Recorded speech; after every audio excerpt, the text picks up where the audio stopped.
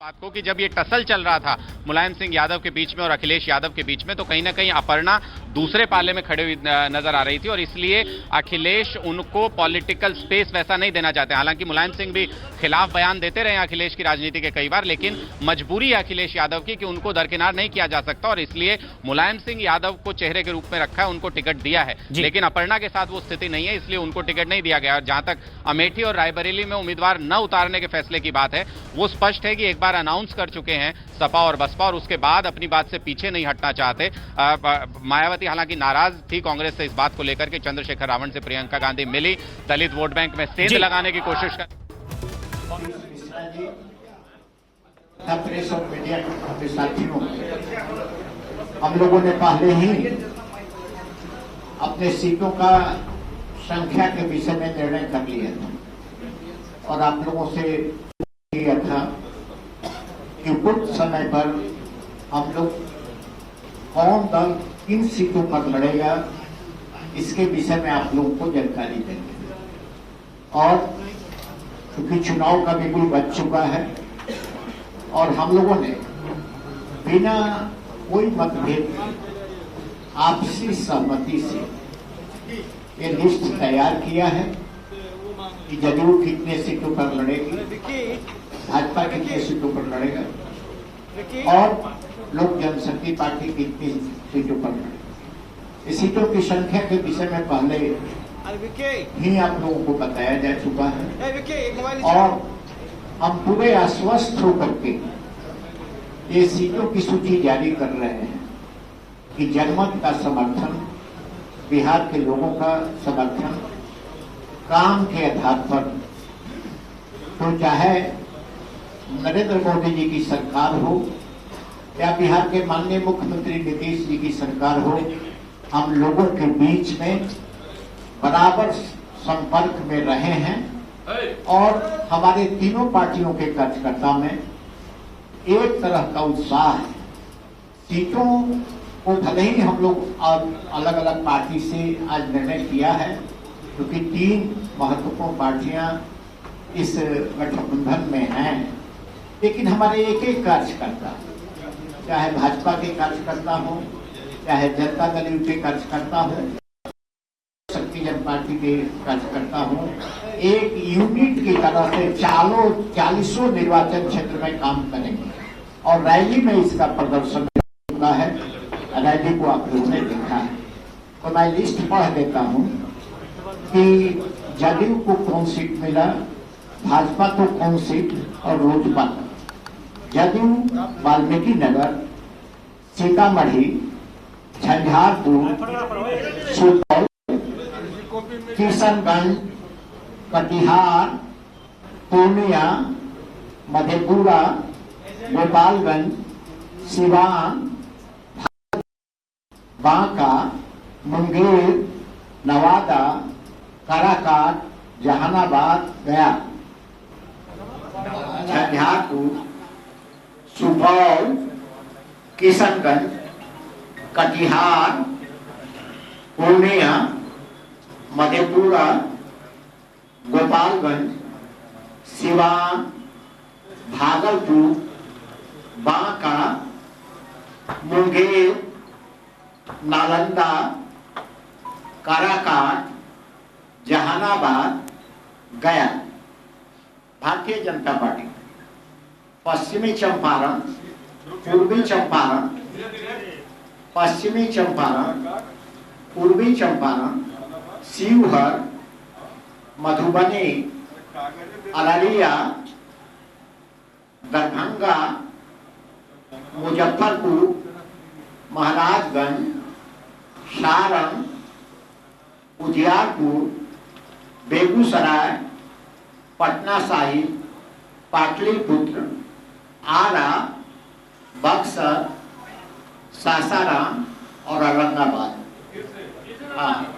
पश्चिमी चंपारण, पूर्वी चंपारण, शिवहर, मधुबनी, अररिया, दरभंगा, मुजफ्फरपुर, महाराजगंज, सारण, उजियारपुर, बेगूसराय, पटना साहिब, पाटलिपुत्र, पटना साहिब, पाटलिपुत्र, आरा, बक्सर, सासाराम, औरंगाबाद। अब लोजपा, लोक जनशक्ति पार्टी, वैशाली, हाजीपुर, समस्तीपुर, वैशाली, हाजीपुर, समस्तीपुर, खगड़िया, जमुई, नवादा, और सबको सूची भी मिल जाएगी, इसलिए कोई दिक्कत नहीं होगी।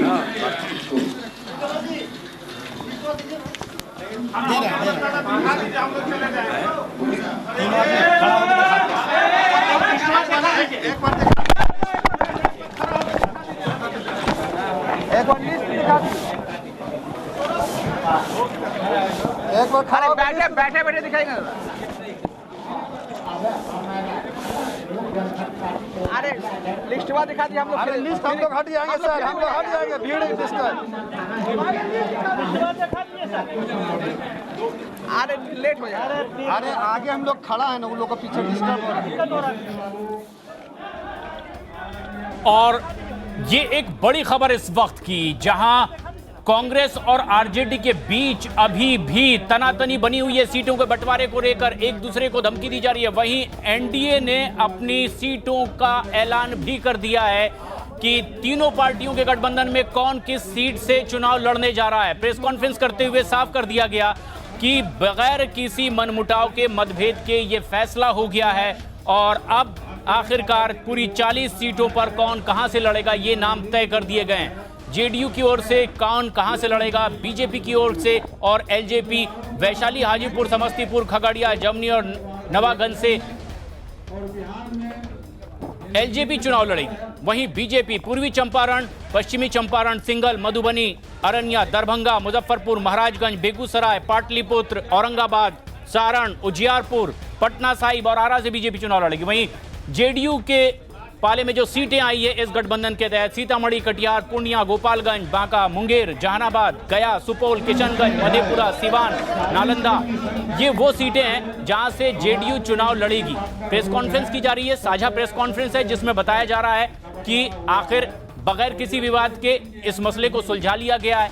कौन कहां से चुनाव लड़ने वाली है, उन पार्टियों का सीटों के नाम का भी ऐलान किया जा रहा है। बेहद दिलचस्प, बिहार की ये 40 लोकसभा सीटें जहां एनडीए ने अपनी सीटें, बिहार में 40 सीट है। निश्चित रूप से अब दावा करते हैं कि बिहार में 40 सीट जीतेंगे और केंद्र में 400 सीट जीतेंगे। हमारा जो गठबंधन है वो बिल्कुल अटूट है। कहीं तो हमारे जो कार्यकर्ता है, चाहे तीनों दल के जो कार्यकर्ता है, तीनों दल के जिलाध्यक्ष हैं, प्रदेश पदाधिकारी है, सब लोगों की आपस में सहमति है और बिहार पूरे देश के पैमाने पर बिहार का चुनाव का जो रिजल्ट होगा वो फर्स्ट होगा। जय हिंद, जय भारत। अब दिखाई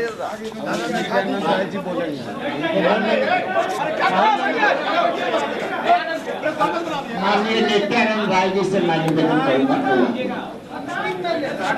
माननीय वशिष्ठ बाबू, माननीय पारस बाबू, माननीय रामचंद्र बाबू, माननीय दिवेश जी, माननीय नीतीश मिश्रा जी, संजय जी, सभी एनडीए के पदाधिकारीगण, प्रेस के बंधु, अभी एनडीए बिहार प्रदेश की कौन सी सीटें अपने कौन दल के लोग लड़ेंगे इसकी घोषणा हुई है और 40 की 40 सीटें एनडीए जीतेगी।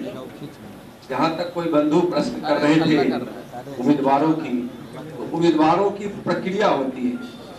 तीनों पार्टी के पार्लियामेंट पार्टी बोर्ड के लोग, Bharatiya Janata party parliamentary board, JDU के पार्लियामेंट्री बोर्ड और लोजपा के पार्लियामेंट्री बोर्ड, सब लोग अपने अपने सदस्यों के साथ बैठेंगे और उम्मीदवारों की सूची फिर प्राप्त हम सबों को होगा बिहार प्रदेश को। फिर हम लोग संयुक्त रूप से उम्मीदवारों की घोषणा जल्दी ही हो जाएगा, जल्दी हो जाएगा और एनडीए गठबंधन मनसे है और जनहित के विकास के मुद्दे हो, भ्रष्टाचार मिटाने की हो, गरीबी मिटाने की हो, देश की सुरक्षा का सवाल हो, सबका साथ सबके विकास के साथ बिहार में जो एनडीए की यह सरकार और इस सरकार के मुखिया माननीय मुख्यमंत्री जी द्वारा, श्री नीतीश कुमार जी द्वारा जो किए गए विकास के काम हैं और केंद्र में हमारे एनडीए सरकार के मुखिया आदरणीय प्रधानमंत्री श्री नरेंद्र मोदी जी का जो विकास कार्य है और विकास जिस प्रकार से बिहार की धरती पर केंद्र और राज्य की सरकार मिलकर की है और आज पूरे तरह से विकास की धारा गांव-गांव तक, जन-जन तक पहुंच रही है। 40 की 40 सीट। चंद्रमोहन कुमार हमारे सहयोगी पटना में ही मौजूद हैं। चंद्रमोहन, 40 की 40 सीटें जीतने का दावा, तीनों ही पार्टी के नेता प्रेस कॉन्फ्रेंस में बैठे हुए हैं, लेकिन क्या कहीं कोई अभी और दिक्कत है जिसकी खबर आ रही हो? बिल्कुल, देखिए अब कोई दिक्कत नहीं रह गया है इस एनडीए में, क्योंकि जो भी था वो पहले सीट बंटवारे को लेकर था। कई ऐसे सीट थे जिसमें तीनों पार्टियां दावा कर रही थी अपने अपने उम्मीदवार उतारने के लिए, लेकिन अब वो जो है पेच खत्म हो चुका है और अभी आपने साफ तौर पर सुना जो 40 सीट है उसमें सीटों का बंटवारा हो गया है, जिसमें 17 पर जेडीयू, 17 पर बीजेपी और 6 सीट पर एलजेपी अपना कैंडिडेट उतारेगी। एलजेपी को 3 सीट मिला है जो रिजर्व है, जबकि 1 सीट जो सासाराम है वो बीजेपी के खाते में गया है और 2 सीट जो जेडीयू के खाते में गया है या रिजर्व क्षेत्र में आता है। तो अब सीटों का जो बंटवारा है वो खत्म हो चुका है। अब महज इसके बाद ऐलान बाकी रहता है कि कौन किस सीट से कहां से चुनाव लड़ेगा। तो अब सभी पार्टियां अपने अपने हिसाब से मंथन कर रही हैं और मंथन के बाद ये भी माना जा रहा है कि जल्दी ऐलान हो जाएगा कि जेडीयू का कौन उम्मीदवार कहां से होगा, बीजेपी से कौन कहां से उम्मीदवार होगा और एलजेपी से कौन कहां से उम्मीदवार होगा। लेकिन जो मैंने आपको लिस्ट दिखाया था, जो अपने दर्शकों को दिखाया था, वो साफ तौर पर माना जा रहा है कि उस पर मुहर लगा है और जो एनडीए में सीटों का बंटवारा हुआ है वो बिल्कुल सही है। और साथ ही जो मैंने कैंडिडेट का नाम दिखाया था अपने दर्शकों को, उस पर भी कहीं ना कहीं आगे मुहर लगेगी। तो उस बात पर भी जल्दी ऐलान हो जाएगा और मुहर लग जाएगा कि जो हमने अपने दर्शकों को दिखाया था कि कौन कहां से चुनाव लड़ेगा, वो भी ऐलान हो जाएगा। बिल्कुल चंद्रमोहन, तो 1-2 ऐसी खबरें जो लगातार न्यूज 18 इंडिया दिखाता रहा है कि किस तरह से कौन सी सीट बिहार में एनडीए के कौन कौन से घटक दल कहां से लड़ेंगे, और न्यूज 18 इंडिया की उस खबर पर मोहर लगती हुई और आखिरकार ये फॉर्मूला तय भी हो गया। आखिरकार उन नामों का, जगहों का ऐलान हो गया है कि कौन सी पार्टी कहां से चुनाव लड़ेगी। लेकिन क्या चंद्रमोहन पॉलिटिकल एज लेने की भी कोशिश है अब यहां एनडीए की ओर से सामूहिक प्रेस कॉन्फ्रेंस करके, कि इससे पहले कि उनके विरोधी यानी कि गठबंधन के लोग अभी सुलह समझौते में ही लगे रहे, एक दूसरे को धमकी दें, ये बता दें कि हमारे बीच कोई झगड़ा ही नहीं है और हम चुनावी मैदान में भी हैं? बिल्कुल, देखिए तीनों प्रदेश अध्यक्ष एक साथ बैठे हुए हैं जो साफ तौर पर यह दिखा रहा है और यह बताने की कोशिश भी की जा रही है, मैसेज देने की कोशिश की जा रही है कि जो एनडीए है उसमें किसी तरह का किसी भी मुद्दे को लेकर पेच नहीं है। जबकि महागठबंधन में अब तक यह तय नहीं हो पाया है कि कौन कितने सीट पर चुनाव लड़ेगा। तो साफ तौर पर यह प्रेस कॉन्फ्रेंस भी दिखा रहा है कि पार्टी और खासकर एनडीए की बात करें वो एक मत है और एक मंच पर एक साथ खड़े हैं। चाहे वो आप जब सीटों का ऐलान हुआ था कि कितने सीट पर कौन चुनाव लड़ेगा, उस समय भी तीनों जो है राष्ट्रीय अध्यक्ष एक साथ दिल्ली में मौजूद थे और आज जब सीटों के बंटवारे का ऐलान हुआ तो तीनों प्रदेश अध्यक्ष जेडीयू प्रदेश कार्यालय में बैठे हुए हैं और प्रेस कॉन्फ्रेंस कर रहे हैं। तो यह साफ तौर पर दिखाने की कोशिश हो रही है कि पार्टी और खासकर एनडीए में किसी तरह का मतभेद नहीं है। वहीं अब तक महागठबंधन में यह तय नहीं हो पाया है कि कौन कहां से चुनाव लड़ेगा, तो इसकी भी लीड लेने की एक कोशिश जरूर है एनडीए की ओर से। चंद्रमोहन बने रहे हमारे साथ, हमारे सहयोगी विक्रांत यादव भी दिल्ली में मौजूद हैं। विक्रांत, क्या एनडीए ने अब अपनी स्ट्रेटेजी बदली? क्योंकि इसके पहले वो लगातार वेट एंड वॉच की मुद्रा में होते थे कि पहले वो देख लिया जाए किसे वहां से उतारा जा रहा है, कौन सी पार्टी उतर रही है, उसके बाद अपनी स्ट्रेटेजी वो डिक्लेयर करती थी। लेकिन अब फ्रंट फुट पर आकर उन्होंने ऐलान भी कर दिया है कि कौन कहां से लड़ेगी। क्या अब फेरबदल है उनकी स्ट्रेटेजी में? देखिए प्रशांत, एक चीज साफ दिखाई दे रही कि एनडीए जो है वो एक मनोवैज्ञानिक बढ़त भी अपने विरोधियों पर बनाना चाहता है। जिस तरीके से महागठबंधन को लेकर के चुनाव से पहले तमाम राज्यों में एक बड़ा माहौल बनाया गया था कि एक महागठबंधन हर राज्य में बनेगा, लेकिन हमने देखा दिल्ली में वो फेल हुआ। उसके बाद उत्तर प्रदेश में महागठबंधन नहीं बन पाया, कांग्रेस बाहर रह गया। उसके बाद बिहार को लेकर के भी अब तमाम तरह की खबरें आ रही हैं। आरजेडी के सूत्रों का साफ ये कहना है कि जिस तरीके का रवैया कांग्रेस दिखा रही है उसमें अहंकार नजर आता है। कल आप तेजस्वी यादव का ट्वीट देखिए, उसमें साफ अहंकार शब्द का इस्तेमाल किया गया है। तो साफ दिखाता है कि एनडीए जिस तरह से अपनी सीटों का बंटवारा कर रहा है, आराम से तीनों प्रदेश अध्यक्ष जो है एक साथ बैठ करके प्रेस वार्ता करते हैं और सीटें बांट लेते हैं। और जबकि एनडीए में एक बड़ा पेचता बीजेपी के 22 सिटिंग एमपी हैं, उसके बावजूद 17 सीटों पर बीजेपी लड़ने को तैयार हो गई है, यानी अपनी 5 सीट उसने सिटिंग एमपी वाली छोड़ी है।